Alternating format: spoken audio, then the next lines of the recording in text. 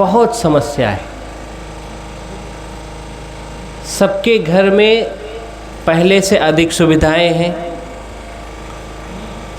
संसाधन खूब हैं, खाने पीने की मौज है, लेकिन द्वंद्व 10 गुना है।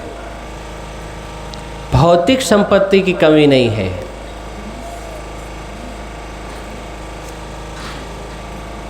खूब है।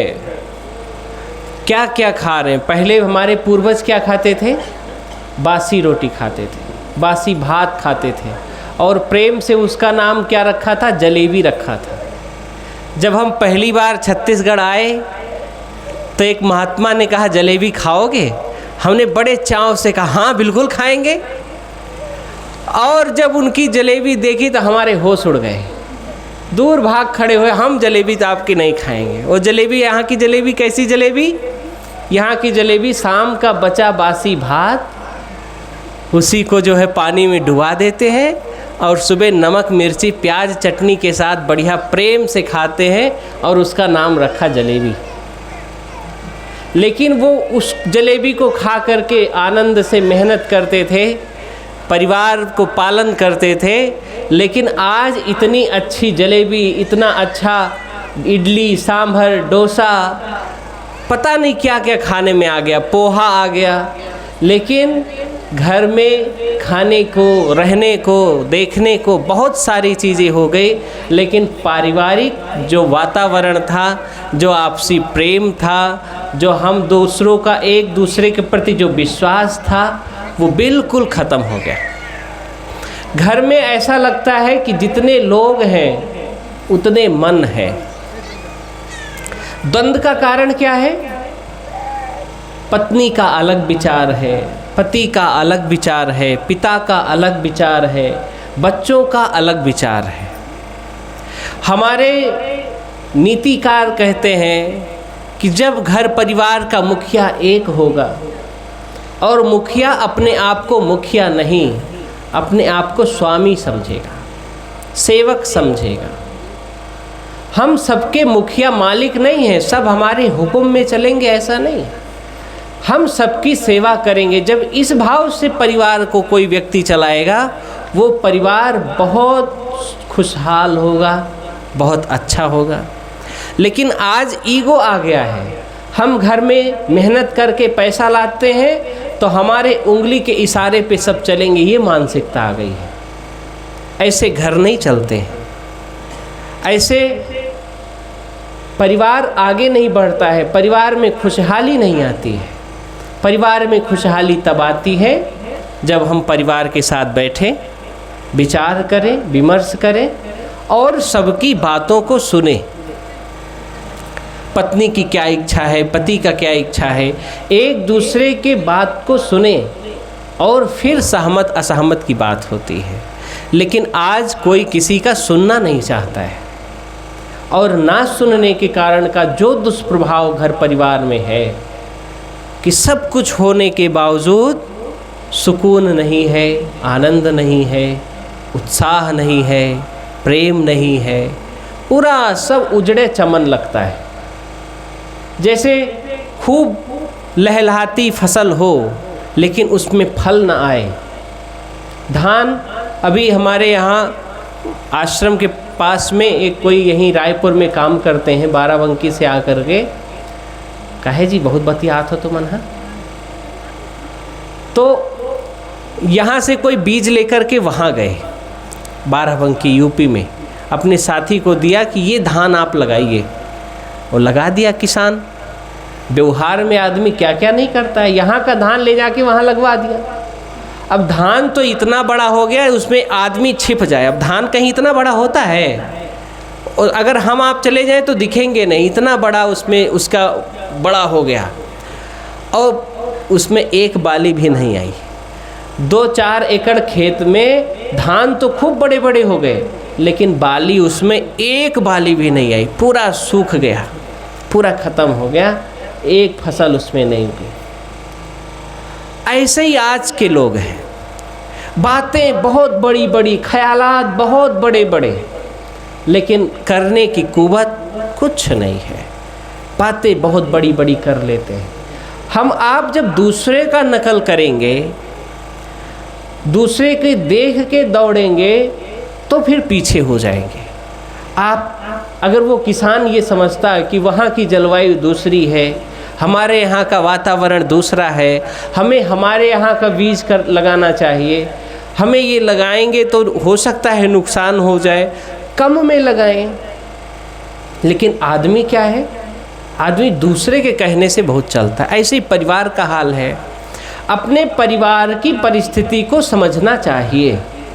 हमारे परिवार की स्थिति परिस्थिति क्या है, हमारी कितनी क्षमता है, किस स्वभाव के लोग हैं। हम अगर दूसरे की देख करके नकल करेंगे तो वही हाल होगा।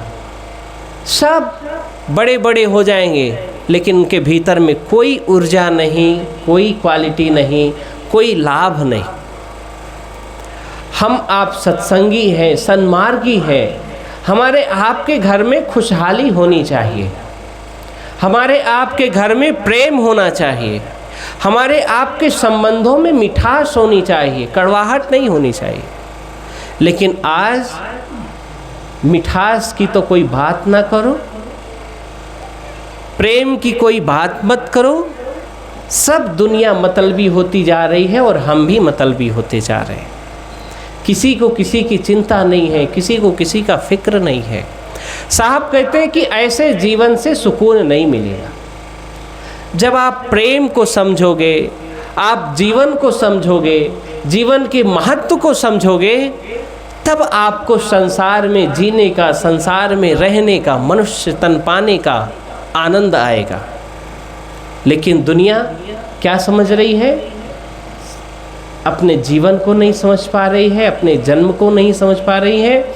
इतना सुंदर अवसर जो मिला है मनुष्य जीवन का, इसको नहीं समझ पा रही है। बस केवल दूसरे का नकल करना है, प्रतिस्पर्धा करना है। उसके घर में गाड़ी है तो हमारे भी घर में गाड़ी कितनी जल्दी आ जाएगी, इसके होड़ में जीता है व्यक्ति। जब तक आदमी के अंदर संतुष्टि नहीं होगा, संसार के चाहे जितनी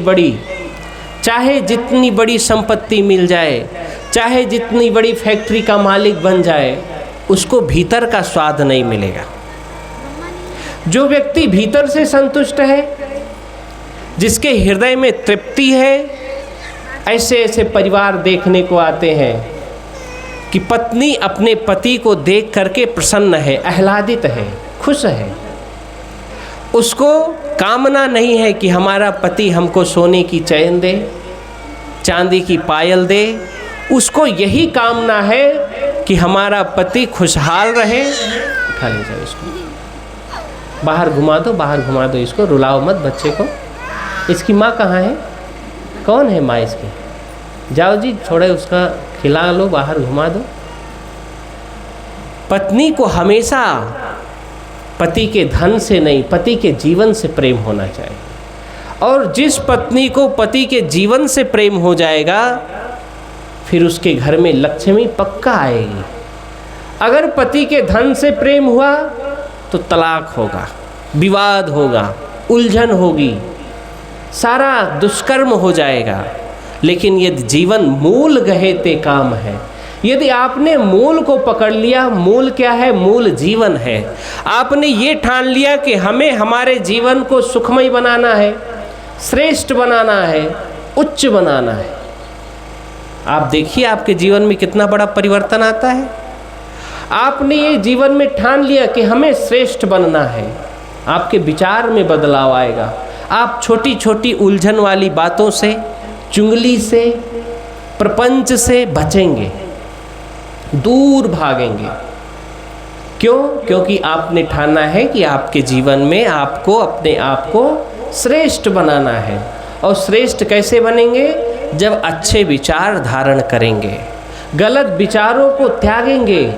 एक पड़ोसी क्या करती है, पड़ोसी की बहू क्या करती है, ये जो गांव घर में चलती रहती है ना बातें, अरे उनकी बेटी तो बाहर रहती है, क्या करती है पता नहीं। कितनी बातें हम लोग दूसरों के बारे में करते रहते हैं। अपने बारे में साहब कहते हैं कि अपने भीतर झांको अपने झोली को देखो कि हमारे झोली में, हमारे अंतःकरण में क्या है, क्या होना चाहिए, तब आपको आनंद मिलेगा। आपके परिवार को आप कैसे सुंदर बना सकते हो। आज किसी के घर में दाल रोटी की दिक्कत नहीं है किसी के घर में, आपके जानने वाले में जो भूखे सोते हो? किसी के दूर दूर तक कोई ऐसा नहीं होगा कि वो जानता हो कि यार भाई फलाने शाम की रोटी बिना खाए सो गए। अब पेट खराब हो जाए, ज़्यादा खा ले तो अलग बात है कि ज़्यादा खा लिया हो, दस्त आ गई 10-15, तब तो खाली सोना ही पड़ेगा। भूखमरी नहीं है, केवल गरीबी दिमाग में है, न घर में है न समाज में है, दिमाग में गरीबी बैठी हुई है। दुख का कारण परिस्थिति नहीं है, दुख का कारण हमारा मन है, हमारी आसक्ति है, हमारा विचार है दुख का कारण। साहब कहते जब तक हम अपने विचार को नहीं सुधारेंगे, अपने विचार में सात्विक गुणों का प्रादुर्भाव नहीं करेंगे, तब तक हमारा काम बनने वाला नहीं है। जब तक हम गलत फहमी के शिकार रहेंगे, एक दूसरों के ऊपर हावी होने की सोचेंगे, तब तक हमको सुकून मिलने वाला नहीं है, शांति मिलने वाला नहीं है, हमारा घर स्वर्ग होने वाला नहीं है। घर स्वर्ग तब होगा जब इसके हर लोग, बेटा देवता हो, पति देवता हो, पुत्री देवी हो, सब अपने अपने कार्य को सुंदर ढंग से अच्छे वातावरण के साथ। चितानंद जी के घर में है हम लोग, पता नहीं चलता है कि इस घर में है कोई, इतनी शांति है।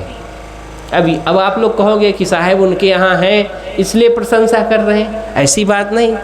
हम बाहर जाते तब भी इस घर को याद रखते हैं। घर हो तो ऐसा हो। बेटा है चुपचाप उठेगा, अपना नित्य क्रिया करके अपने हॉस्पिटल चला जाएगा। चितानंद जी सुबह उठ करके बच्चे अपने नाती को खिला करके तैयार होकर के मेडिकल चले जाएंगे। धीरे धीरे इनके मन की जो शांति थी उसने इनको वैभव संपन्न किया। मन की जो स्थिरता थी उसने इनको धन से संपन्न किया। अगर मन में अशांति, कितने घरों को हमने देखा है जब सुबह उठते हैं तो जैसे कुत्ते लोग लड़ते हैं ना, ऐसे घर में पहले देवासुर संग्राम होता है। खूब सास बहू को कहेगी, बहू सास को कहेगी, पति पत्नी को कहेगा, पत्नी पति को कहेगी, ऐसे करके एक दूसरे को ऊपर लड़ाई करते हैं। लेकिन ये गुरु की दया से ऐसा सुंदर घर है, पता ही नहीं चलता है कि 4-5 संत ठहरे हैं, 4-5 लोग ये हैं। अगर वो छुटकू रोए ना तो पता नहीं चलता कि घर में कोई है भी कि नहीं है। कोई खट नहीं, कोई पट नहीं, आराम से जीवन चल रहा है। ये है मन की स्थिति। पहले आपको क्या चाहिए यह आप अपने मन में लाइए। आपको अगर आगे बढ़ना है, आपको अगर अच्छा जीवन जीना है, तो आपको ये छोट-पुट बातें, संसार की बातें, उलझनपूर्ण बातों को छोड़ना पड़ेगा। आपको निर्द्वंद होना पड़ेगा, सारे द्वंद्वों का त्याग करना पड़ेगा। और अगर द्वंद्व का हमने त्याग नहीं किया तो हमें हमारी बुद्धि अच्छा मार्ग नहीं बता पाएगी।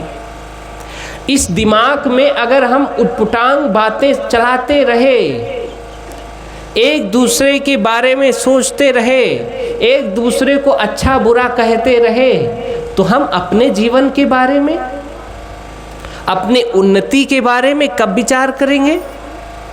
कब हमको समय मिलेगा कि हम अपने बच्चों के बारे में सोचें, उनके शिक्षा, उनके संस्कार के बारे में सोचें, अपने घर, अपने परिवार के बारे में सोचें? हमने तो अपने आप को समय ही नहीं दिया। हमने अपना अनमोल समय किसको दे दिया? अपने पटीदार को दे दिया, अपने पड़ोसी को दे दिया, अपने रिश्तेदार को दे दिया। अपने लिए हमने समय बचाया ही नहीं। अपना जीवन हमने दूसरों के पीछे लगा दिया और व्यर्थ में लगा। पुण्य सेवा परोपकार के लिए लगाएं तो पुण्यवर्धन हो, अच्छी विचार आए। लेकिन हमने अपने जीवन को प्रपंच में, प्रेम से बोलिए सद्गुरुदेव की, पूज्य गुरुदेव मंचस्थ हो रहे हैं। बंधुजन भगिनी सब खड़े हो जाए। बोलिए सद्गुरु देव की।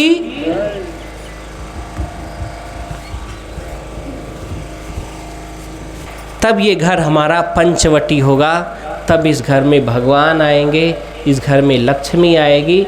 जिस घर में सुबह उठ के लड़ाई होती है उस घर से लक्ष्मी भी भाग जाती। ये सब कंझट लोग हैं, इनके पास हम नहीं रहेंगे, ऐसे करके चली जाती।